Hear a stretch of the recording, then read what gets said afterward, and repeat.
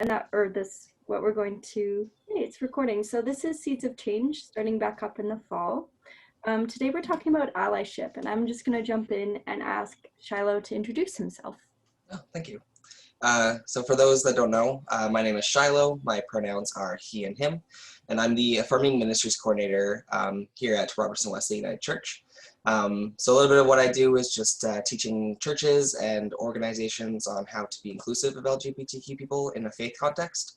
Then I also run programs at the church and other places that are safe places for people who are LGBTQ and allies to kind of question and talk about spirituality in a space that they usually can't.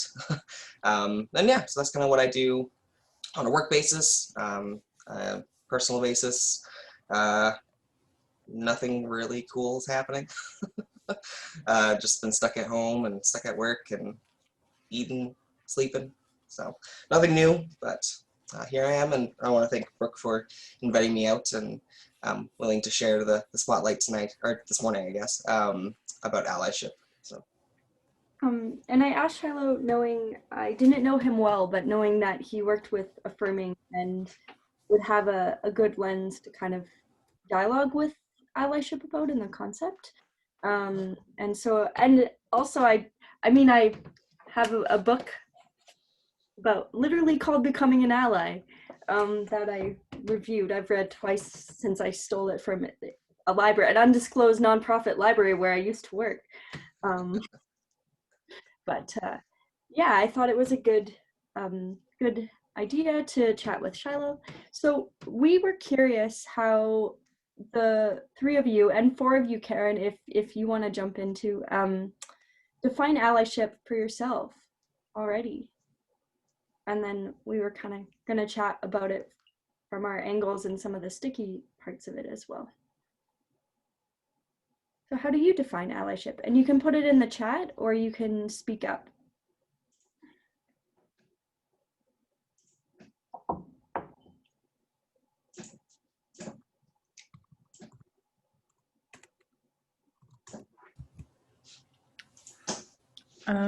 I guess I would define allyship as going along a journey that isn't yours, but sharing in all the difficulties and celebrations with someone who is in a challenging position.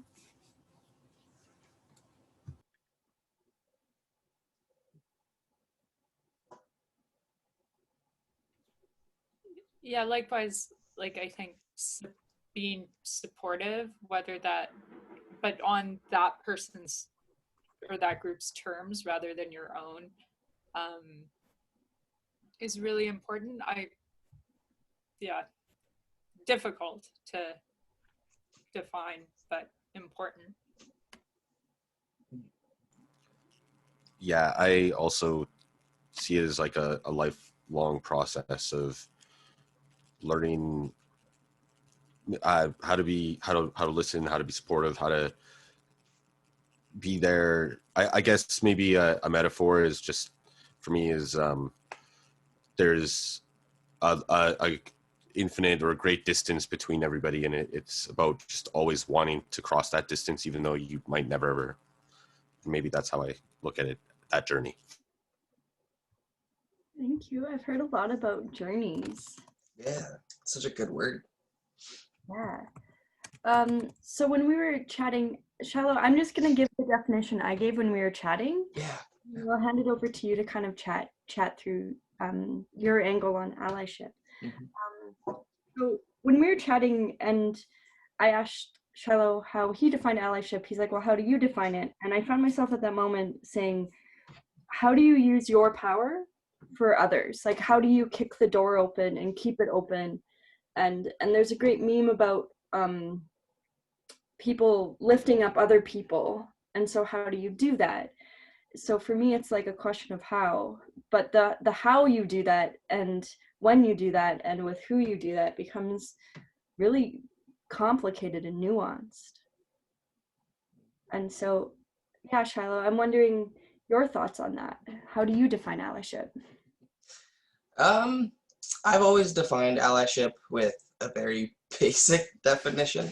So the term that I usually use, or the definition I usually use, is an ally is a person who fights for the equality of an oppressed group that they are not a part of. And I like that because being an ally doesn't always mean that you're in the power position, but most often you are. And I really like it because it has that notion of fighting for the equality, because oftentimes inequality is usually a result of, you know, greed or power, and so fighting for that, I think, is a really good term. I really like what Pan said with the journey. It is a complete journey. It's not something that's a nice brisk walk. And I really like what, Stacey, what you said about it being on their terms. I think that's a really, really important point to point out, is that it's not about how we want to be allies, it's about how they want us to be allies. And then even just the lifelong journey too, that Kyle said. I think all of those are really great points at bringing it along, because for LGBTQ folks, our identity is lifelong. It's our lifelong identity. Even though those identities may change over time, it's something that we live with for the rest of our lives. And so having someone who's with us and fighting for our equality forever is something that's really helpful, until we get to the point where we don't need that support, and then we can help others. So yeah, that's kind of how I define it, is just fighting for the equality for groups that you don't identify with. Great, thank you. And I just want to say, in kind of reviewing Anne Bishop's Becoming an Ally, and kind of to recap this, because we'll put it on the Robertson Wesley page, allyship is really embedded into the intersectional lens. So the idea that, and you know this, but it's a review, for people who may just watch this one, it's going with the Freire or Kimberly Crenshaw's idea of like the oppressed and the oppressor. So recognizing that in that very binary model, if you're someone who's the oppressor in the oppressor class, how are you helping someone who's in the oppressed class? Yeah, simply put, how are you using that? And what Anne Bishop reminded me of in this book, and it's from 2002, so it's fairly old, but I find it pretty classic, is that you'll never not be in the oppressor class, to keep using the terminology, but how can you continually listen and continually learn, and just doing what you can to dismantle and aid in that struggle. So she's really using that language. How do you aid other people in their struggle, and create a power with dynamic for everyone.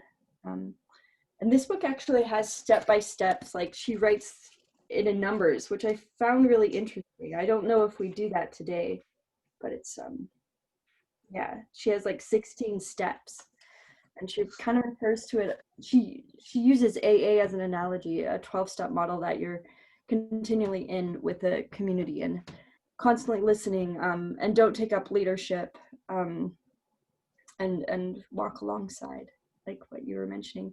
So just adding in some of that theory. And when I asked Shiloh about allyship, we were talking about how we define it in different theories. Shiloh, do you want to speak a little bit more about that? And then we'll kind of... Let's see. I think it's, for me, I kind of come from it from just a queer perspective, but also from a Christian perspective as well. I know Brooke mentioned that this isn't, you don't talk a lot about Christianity, but that's kind of where my education is based in. And so for me, I guess, with how I would define it from a Christian standpoint, is just looking at the life of Jesus. For me, I always felt that Jesus was a complete ally, like the most best ally you could have, just because in Scripture it shares and tells us that, you know, Jesus knows all of the pain, all of the struggle, all of the joys that everyone on the earth has, and so that is, for one, I think, a really true ally, but also the fact that, you know, Jesus always hung out with the people that were oppressed, and he never hung out with the people who were the oppressors, and often condemned the oppressors for being oppressors. So he really used his voice and his privilege to speak up to those folks, and really brought those who were deemed, nothing or just bad people. He often brought them to the top. And all throughout scripture as well, from like a very general theological view, Jesus always took every single social order and flipped it 100% like over. Every time there was any power, he flipped it down and was like, nope, you don't have power. The people who don't have power now have power. And he really dismantled a lot of those systems for the first time in human history in that way. And that's why it was such a big explosion of Christianity, and that's why it's still as popular today. Unfortunately, Christians don't really follow it as well as we'd like. Thank you for that. So I'm curious in kind of a discussion, and we can talk more about the theory of allyship as we go on, but I was really curious, why do you become allies? Like, why do you, and I definitely have seen in activist literature, like, you don't become an ally, you can't like make yourself an ally. It's a verb, it's not a badge. And then I've also heard like, you're not an ally, you're an accomplice. So I'm just curious, two things. One is the people, Pan, Stacy, and Kyle, like, what intrigues you about allyship, and why would you do it?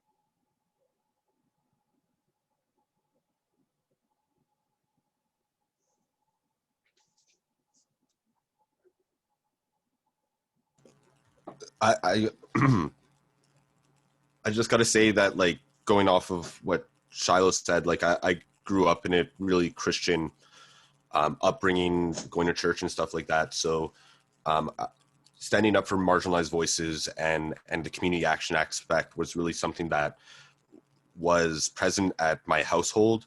So like my mom, my dad, they were very much getting us involved through the church to do that kind of thing. So straight up through my upbringing, it has always been something that's been in my life, just being involved in volunteerism, or just listening to people, or keep, on the things like that. But then growing up, you look at these things again, and you want to be critical of your upbringing, and so you learn these words like allyship and the theories of it. And so I think maybe, like, while I've practiced a lot of this stuff, and have always wanted to stand for people who are marginalized as just a core value, I think I'm interested in learning more about the theory. I think I'm getting away from your question here, but No, it's yeah.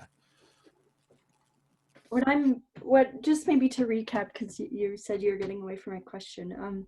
You're interested in learning about the theory of allyship, and why you do it is because it's how you were raised, was to kind of stick up for marginalized people. And a question that I'm curious, and maybe we'll come back to, is like, has the idea of marginalized people shifted as you've aged or maybe learned things?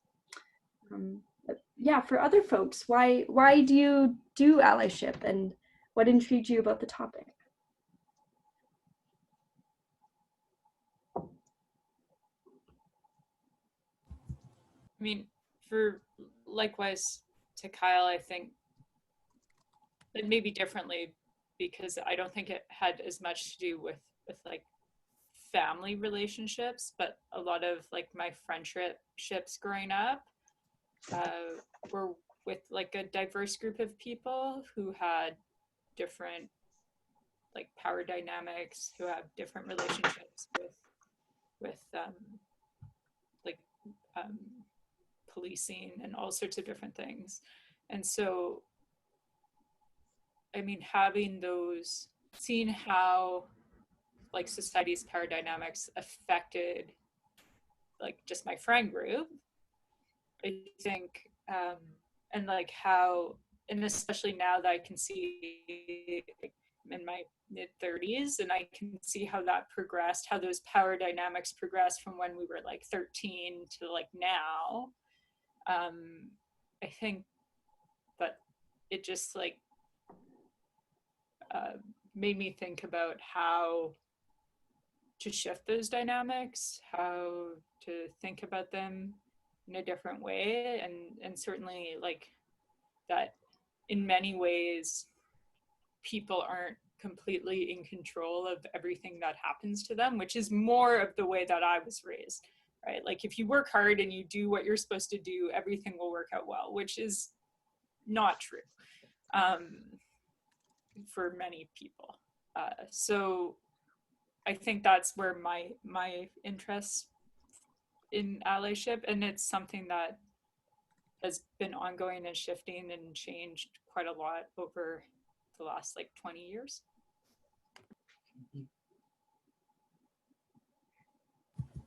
I'm kind of Pan. Did you want to reflect on what Stacey said? Well, we can reflect all together. Okay. I don't know that I think similar to Kyle, I grew up in a house that we encouraged volunteering, and participation in community was really important. But I don't think I really paid attention to like the word ally until I was part of a marginalized group, until I identified as queer, but even more aggressively when I came out as non-binary and needed support, and was in those groups that also needed support. So we were a group of people supporting each other, and that's when it became like much more of a focus in my awareness. But then kind of simultaneously, or maybe even a bit before, I was working with Indigenous youth, and I was like working in this marginalized group and then being part of the wider society doing the marginalizing. And there was a very evident, like, this is the cultural perspective and this is the white, like, discrimination and settler mentality. And I definitely feel more affinity with the people who are getting sort of like crushed under the weight of bigotry and other crap. So I don't know that I would necessarily say that I was being an ally, but I was being outspoken, or started trying to, backtalk the bullshit, I guess. And so I think it's progressively become more and more like learning about allyship and being in the States now, thinking about what I can do. I don't know that I would qualify as being owned by a community as an ally at this point, but it's something that I am, at least in my heart, interested in doing. I'm hearing some desire to talk about theory, and it makes me think about talking about tactics. So I have I'm going to use a couple examples to talk about that. Just before we do, I'm curious about dis-ease. So is there times that allyship, like what makes it difficult? Because that's a good way to steer the conversation too. I think for me personally, I think the difficulty isn't in the wanting to be an ally, it's the not wanting to overstep, not wanting to take away people's ability to like self-actualize, but then also wanting to be able to help do something, and knowing where those lines are. And I mean, sometimes it's as easy as asking, but sometimes it's not really that clear, especially if a community has differing views on what needs to be done or what should be done, or things like that. So I don't think it's like for me, the disease isn't the like wanting to be an ally, it's the like how to be an ally effectively.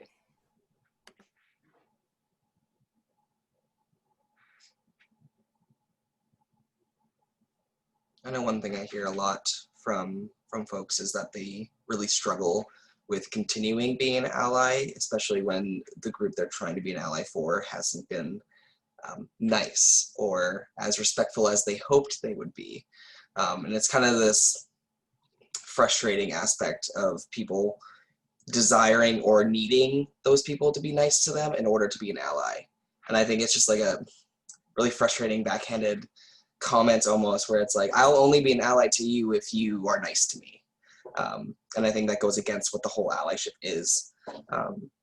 And I think obviously everyone deserves to be nice, like and respected, but I think it's hard when you go into a group that's never been treated nice or respected and expecting them to treat you like, treat you well, especially when they're hurting. And so it's that balance of obviously not putting yourself in danger, but knowing that there's a lot of pain there, and trying to balance that.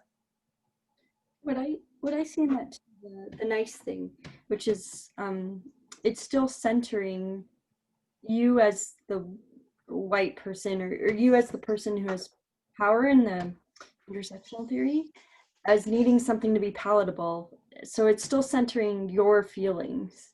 But yeah, it's hard to be an ally to someone. And Stacey, you brought up the power dynamic, which is kind of where this came from, was a private message from a friend of mine who's a huge disability advocate. And that's where I really see it. And with some of the examples I was going to use today to talk about it is through disability politics, because allyship is so key there. But it can really take away like individuals and a community's agency. I'm dealing with that a lot professionally right now in another contract. Does anyone else wish to speak about dissies, like when it's been difficult or why it might be difficult to be an ally? Yeah, I guess in general, like there's a couple of things that I find a bit challenging. Like, am I doing enough? I also do find that power dynamic is something I've experienced, like as an education assistant, leading kids after school. You know, you have a group of kids and there is a power dynamic, and you're kind of responsible for facilitating, ensuring everybody's voices is heard, or everybody feels like everything is equal. But then personally, I guess, like as a single dad who has like gone through conflicts with my daughter's mom and stuff like that, there's times where, you know, just through the sheer conflict itself, it makes feeling like an ally is difficult, or like defending myself makes me not an ally, you know. So that's maybe a more personal kind of like something I think about. So. Mm-hmm. But I think that's like, I feel that too, though, like as like a relatively privileged white person, like a lot of people I know just like bash white people all the time, and a lot of it is accurate, and it's just like, how do you acknowledge it without like making it about yourself, right? Like it's not really about you, it's about a system of oppression, right? So like, how do you acknowledge that you're part of that without it being like, oh my god, now I'm a horrible human, but now I'm also like centering this about me again. Yeah. And even when working with the kids, there's those times where you mess up, and it's like not defining yourself by those moments, but, you know, just continuing to learn from them and continuing the journey.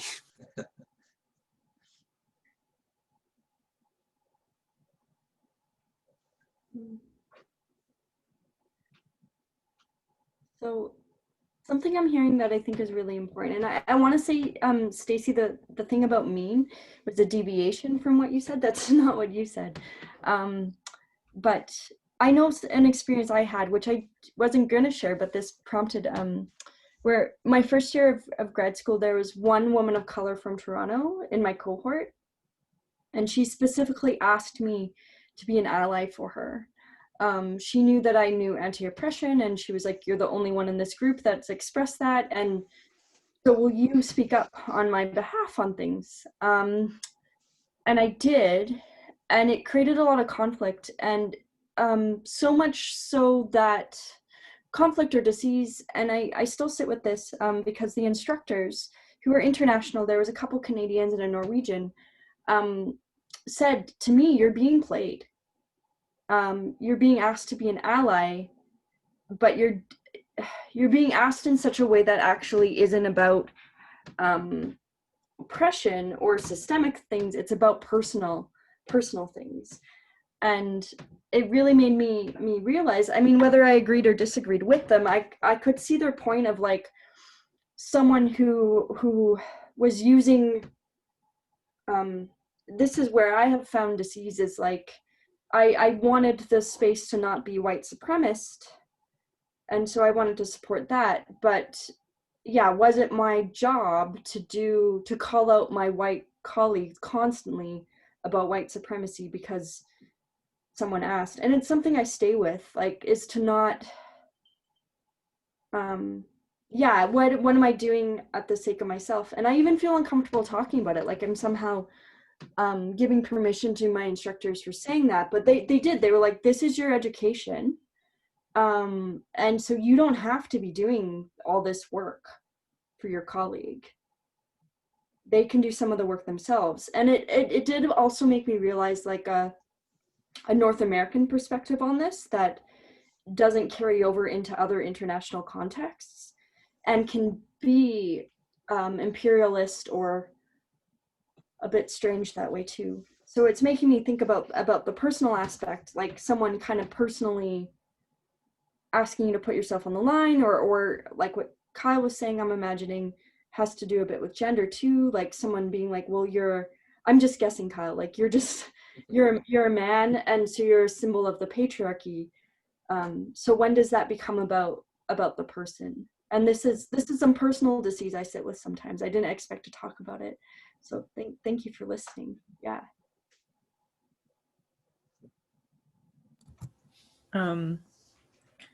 So I'm in seminary in Minneapolis, which means there's a lot of conversation among predominantly white students about how to deal with the very evident racist problem. And like really tough conversations have happened in class time, and we don't really know any answers, but it's like it's just one baby step to even be talking about it, and to be reading Martin Luther King at the same time as James Cone, both like around Civil War or civil rights era Black writers and speakers, and how their words are like different and spurring conversation. And I think really what it comes down to is like, what are we being asked to do? What do we need to do? Should we be taking someone else's lead? If there is no lead, what do we do? How do we find these people who are willing to tell us? Because as like the conflict that we're hearing is, this is not written for white people, as in these speeches and these words were directed for the Black community. But then at the same time, it's a lot of like upset and pushing, like we want to have our equality and we want to have our power recognized. So white people are reading and listening and are like, okay, so what do we do? Like, what do we have to do? Oh no, like don't ask us what we're going to do. You have to fix it. And you're like, okay, but also what? I don't understand your position to know what to fix, kind of thing. Which is really challenging. I mean, even as a trans person, if I could flip it back into like a personal, what do I ask people to be allies for? It's, calling other people out for like bad pronouns or bad title usage that make me feel uncomfortable, so that I don't always have to do that work and always have to be the one to be focused on the energy of like, oh, you did a thing that made me feel uncomfortable, therefore I'm going to be uncomfortable again by telling you about it, waiting for your reaction. So there are some people who do these things like without being asked, and that's fantastic. But that's because they've learned, and they've, like, you told them once and they keep doing it. To dismantle patriarchy, to dismantle white supremacy, like those are giant systemic North American things that, like, in some ways are kind of unfathomable. Like, how would the United States government look if they had a completely different government system? Not people in government, but the system itself. Like, that creative thinking requires everybody. Awesome. I wanted to just interject a little bit. I wanted to kind of see where you all were at with kind of your understanding of allyship, and a few of you were mentioning wanting to know a little bit more theory. Honestly, you know it. From what I'm hearing, you all already know the theory. From my career perspective, I kind of did steps as well as the person who wrote the book. Thankfully, I only have 5 steps, not, what was it, 16? A lot of steps. A lot of steps, yeah. And so from what I hear all of you actually tell me the steps that you've already gone through. So one of the important ones that I always think about from a career perspective is understanding your privilege. And a few of you already mentioned that of knowing that you're in, you know, a privileged state, or you're part of a group that has the power. And a lot of people think, and I know this group hasn't shared that, but a lot of folks think that privilege is a condemning word, and that you should feel bad for having privilege, and that you're a bad person for having privilege. And I don't think that's the case. I don't think you're a bad person inherently. But if you're using your privilege and knowingly, and even sometimes unknowingly, to oppress folks, is bad. But I think some of the questions that I usually pose to some of my workshops is, when was the last time you were misgendered? You know, when was the last time you had to give out your pronouns to someone? When was the last time you were fired for being gay or trans? When was the last time you had to stop holding your partner's hand in public for fear of violence? So these are some of the questions that folks in the queer community think about every single day, whereas folks who aren't in the community don't have to think about it. And I think that's the main message from step 1, is just, what are the things that you don't have to think about? And then starting to think about them. Also, listening to your homework, I heard you all say listening, listening, listening. So I'm sure you all know that. One of the other things with the listening that I actually wanted to briefly touch on is this idea of learning and unlearning. So oftentimes we are socialized to think and do certain things. And so in order to learn a new way of life, or a new mindset, or a new worldview, we have to unlearn what we were already taught, in order to fit those new understandings in. And so, for example, like with gender, a lot of people make assumptions about gender based on social factors such as, you know, appearance, voice, hair length, clothing, and then they apply those assumptions to then gender or use pronouns for a certain person. And so in order to use things like they, them pronouns, or different type of pronouns that are not non-binary, you have to unlearn gendering people. Because if you're always continually gendering people based on assumptions or based on stereotypes, using gender-neutral pronouns are often really hard to do, because your brain subconsciously already does the gendering. And so in order to do a lot of these new, being an ally is often unlearning the oppressive notions that we were taught all our life.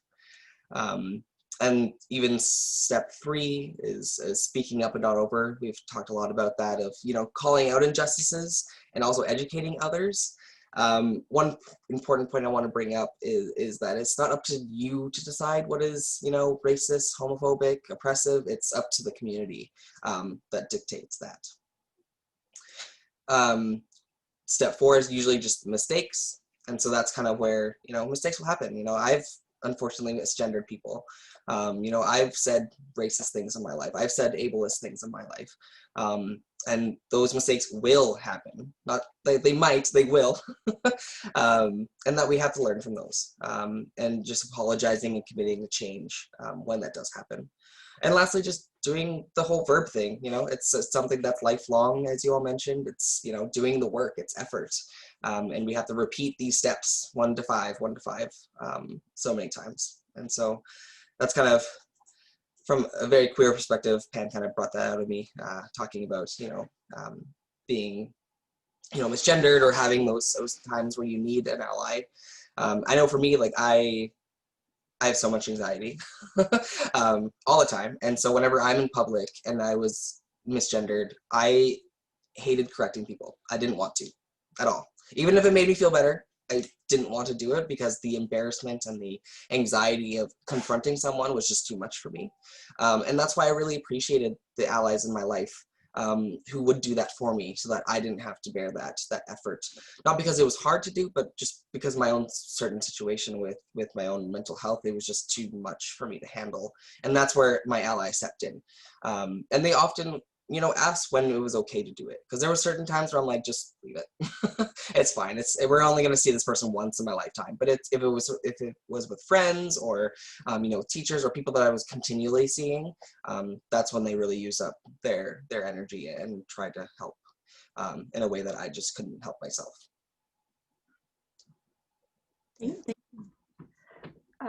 I think would this be a good, I'm going to use this as a good segue to talk a little bit about tactics. Mm-hmm. So yeah, Shiloh and I were talking about pronouns and tactics, and I'm going to do a separate video about this because I'm passionate about it.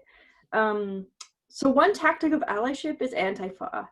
And I know you all know this, but I need to tell everyone this. Being anti-fa means you're pro-fascist or you're ignorant and you don't understand, and it's concerning to me.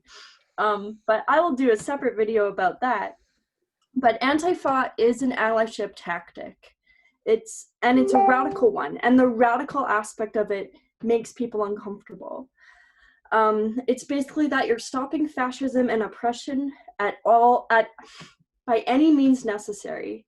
There's a classic like German saying from the history of anti-fa, but basically like you will do anything, and that's the punching Nazis. That's the doing the black bloc tactic. That's a radical way to be an ally, to say like no fascism, F off, go away. But also in the little bit of research I'm doing, also like Soviet communism, Stalin, F off, go away.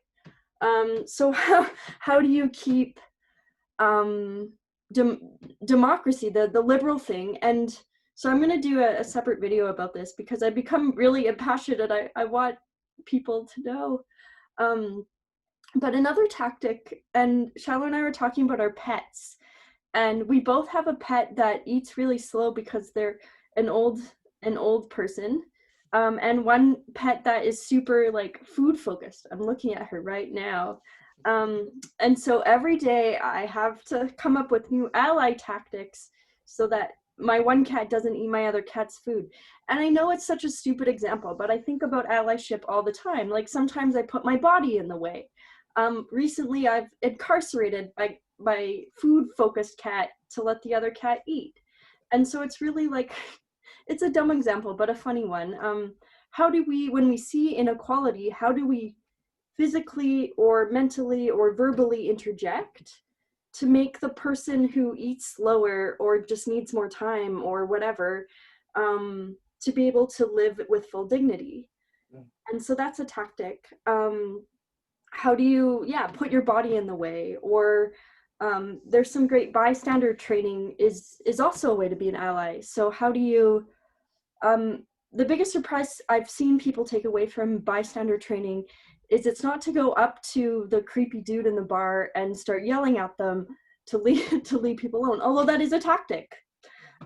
Sometimes it is interjecting and bringing the person who might be being hit on or getting unwanted attention and directing them away, or directing, so there's subtle ways of interjecting that aren't the anti-fa way, that still show allyship to the messed up situation.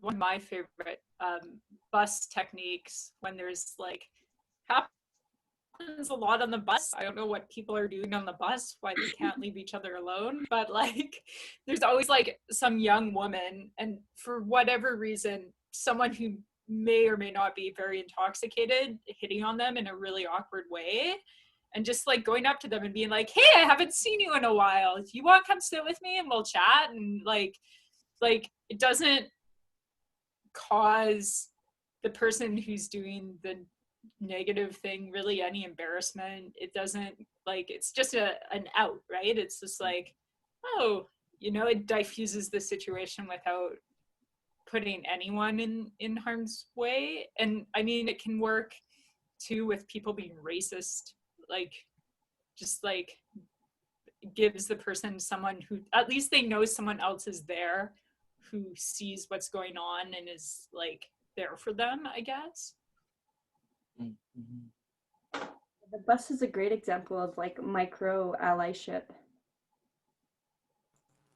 There's been a couple of moments lately where I've had to interject while playing online video games, specifically Overwatch, and it gets pretty, like, if you got to, like, usually you'll just have one toxic person in the game, and you can call them out, and people will be thankful for that. And then as soon as one person can call them out, then a lot of other people will be. I don't know. It's always a weird dynamic, but like, yeah, no, it's just not standing for that. And usually they'll turn their mic off or they'll rage quit, or, you know, like, it's just straight up telling them. But yeah, having that Antifa, like, I'm going to be playing video games now with this Antifa mentality. Like as soon as somebody says something I'm not standing for, they're going to hear from me, and I'm going to report them and tell everybody else in the game to report them. And that's how it should be. Maybe just one other example that was that I had to live with was like doing the body block at a Walmart for a staff member that was literally getting harassed, and the manager came up like really quickly when I was basically like, hey man, are you okay? Like, getting in front of them and trying to just, you know, not pay any attention to what that person wanted to give attention to, and make it about, are you okay, and his mental health. And then the manager came up, and I had my daughter with me, so I also got out of there quickly. But yeah, the body block. Yeah, that reminded me of back when bars were open. I remember I have a lot of female friends, and so we'd always go out, sometimes on the weekends, and they called me the universal boyfriend. And that's because oftentimes creepy men would go up to them, start dancing with them, touching them inappropriately. And oftentimes if they tell them like, no, I'm not interested, or I have a boyfriend, they just keep going, being like, oh, well, where is he? Like, oh, like, well, I'm better, and all that stuff. And so I'd see that, and I'd immediately come and dance with them and being like, sorry, bro. And that was because they only respected men. They didn't respect what the woman had to say, or any of my friends had to say. And so we understood that, and we made a plan going forward to bars that if anything happened, I would step in and pretend to be the boyfriend in order to get the men to stop, because they wouldn't listen to her. And so it's a version of a body block, I guess. Yeah.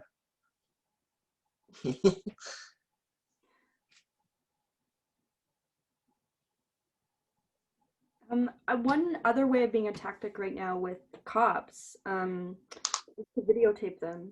And to know, and I do my best to use my like white girl privilege to be like, I'm watching you, cop. I'm watching you. Like, I will awkwardly stand there and watch them do their business like this.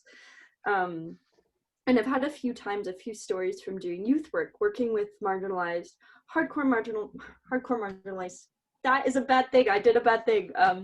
Youth that would be classified by the government as being high risk, but also BIPOC youth. And cops are, if you don't believe in racial profiling, spend a day with an Indigenous male under 16, and you will see that the world is a very different place. So yeah, I've given my ID. I'm like, give me the ticket. I watch them uncomfortably. I'll pull up my phone and videotape. And it's interesting because when I'm around white men, they're like, well, I wouldn't do that either. So it's like this interesting where I'm never perceived as a threat to the cops. So I do what I can to surveil them. And even that surveillance, it's a small thing, but just to know that they're being watched. Yeah, Hold them accountable. This reminds me, like, before we had phones and I had just moved to Edmonton within like the first couple of weeks, you know, going to take the train, it took me it was pretty quick for me to realize that the police don't treat people who are passed out on the platforms very nicely. I lived in Chinatown, so I like talked to a lot of people, and I learned that they were just straight up dropping people off, like as far like in the outskirts. Like if they couldn't take them to the remand center, they were dropping them off in parks where they literally could not get back home, and that was bullshit. So I was almost my status to just always kind of check on people who were passed out and try to, you know, see if they could get up. Tell them that, you know, the security is going to come if they don't wake up. And like, I don't want to be the security, but I also, you know, heard enough bad shit that I could not do anything. Yeah. Are there other tactics that people have used that they have found effective?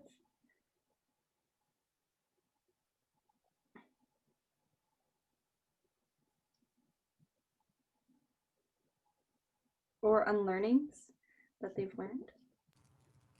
I'm sorry if I'm taking the floor a lot here, but going back to my experience as an education assistant, this was more fun. Like I learned really quickly that I did not like being mad and being like, quiet, shut up. I found it way more fun to try to steal their attention by doing something funny or just, and I do have that. I have a voice that is loud and can get people's attention, and other teachers would ask me to use my voice to help them get the kids' attention.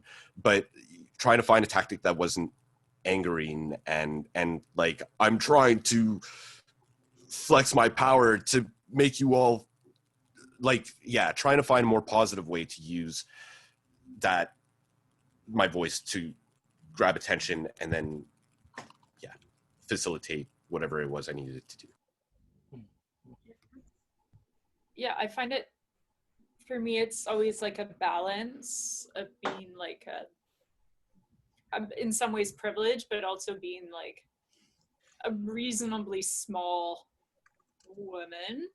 So like my ability to use my physicality to, sometimes actually being a small woman makes it easier to use my physicality to diffuse situations, and sometimes it just like doesn't work at all.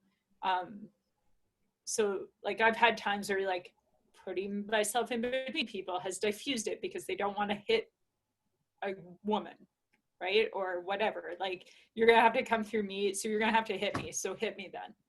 And that's not gonna happen. But there's other cases where it's just like, oh no, I will hit you too. And it's just like, well, that's not very effective either. Now we're just like both in a situation where it could be really dangerous. So like trying to like determine or find ways to diffuse things without like physicality or without without like using my physical body as much, but also like allowing people to make mistakes. Like I find sometimes when people make mistakes and then they're pounced on, it doesn't encourage them to do better in the future. So like knowing the difference between like someone accidentally misgendering someone who just needs to like politely be like, oh, you used the wrong gender. It's whatever the correct gender is. And whereas like people who like have strongly held neo-Nazi ideologies need something different than that, probably. So like knowing which tactics to use when as well. Yeah, we're running out of time for today. It's almost 10. I left some questions to stay within the chat. And so we'll create some art around this, and we'll bring this into our next session. But I'm curious about any closing thoughts, closing surprises for this.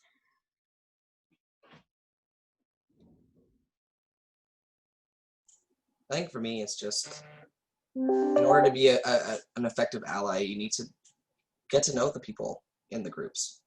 You know, if you want to be a great ally for people of color, then, you know, getting involved in things that people of color do and really getting to know them on a personal level.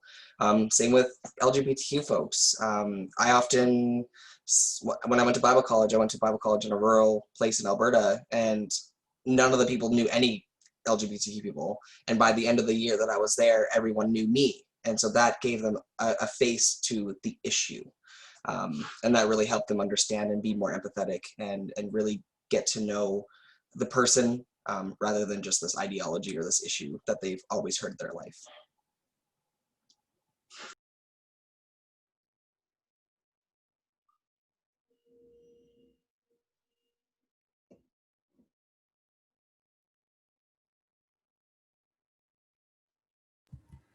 I think it's good for me to hear again and again and again. You know, like, be prepared to make mistakes and keep going through even though you feel like you failed, because I think that's, like, personally a massive learning that I have not fully digested of, you know, it's normal to make mistakes and you learn from them. I've also found it really difficult to unlearn things. So yeah, I don't know, hypnosis, how do people unlearn things? Because I still misgender people and I hate it because it's like, well, if I want people to respect my gender, I should probably figure out how to do that for other people. But it was really, I guess on the flip side, heartening to be affirmed that, like, yes, you, I'm able to talk about this and we're talking about this. And so people want to do this work and we have the passion and a little bit of the ability. We just have to do it. So that's, like, uplifting.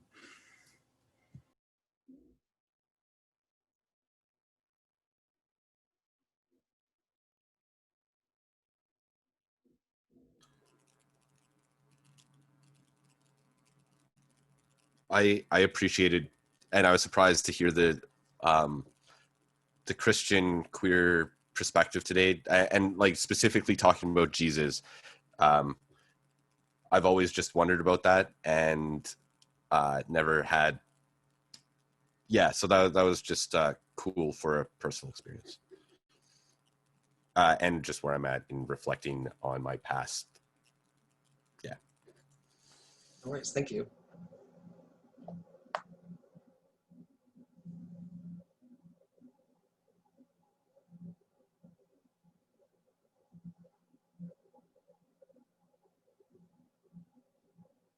Okay.